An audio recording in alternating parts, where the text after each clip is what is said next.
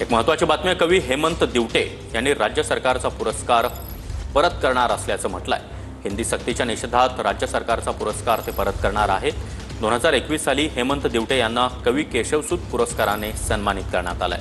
पुरस्कारासोबतच त्यांना मिळालेली रक्कम देखील ते सरकारला परत करणार अशी त्यांनी घोषणाच केली आहे।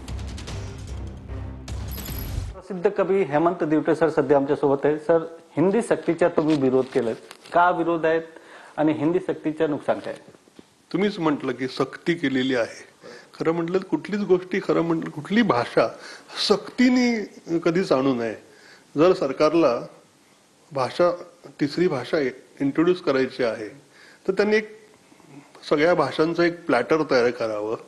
म्हणजे सगळ्या भाषांच्या मुलांना असं ज्याला काय शिकायचं आहे त्या सगळ्या भाषा, त्यांचा करिक्युलम हे सगळं रेडी ठेवलं पाहिजे आणि मग मुलांना सांगितलं पाहिजे की तुम्हाला हवी ती भाषा घ्या। अशी सक्ती एकाच भाषेची आणि ती पण मराठी सारखीच देवनागरी लिपी असलेली, अक्षर सारखी आहेत, उच्चाराचा थोडा थोडा फरक आहे। त्यामुळे असं होईल की हिंदी जर घेतली, फक्त हिंदीच सक्ती केली हिंदीची किंवा हिंदी पहिलीपासून घेतली तर मराठी भाषेचं खूप नुकसान होणार आहे। आजच्या समाजात कवीला काहीही स्थान नाहीये।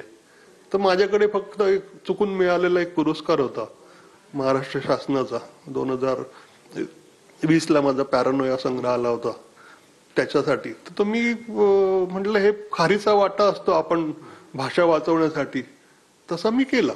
म्हणजे मला ह्यातून असं प्रसिद्धी पण पाहिजे ना, तुम्ही लोक तू आलास वगैरे, तर मला ही अपेक्षा नव्हती। पण मला असं वाटतं की मी सुरुवात केलेली आहे। बऱ्याचशा कवी लेखकांनी आणि कलाकारांनी सगळ्यांनी समोर येऊन ह्याला विरोध केला पाहिजे। कारण कॅमेरामॅन अजय मोहितेसह गोविंद ठाकूर, TV9 मराठी।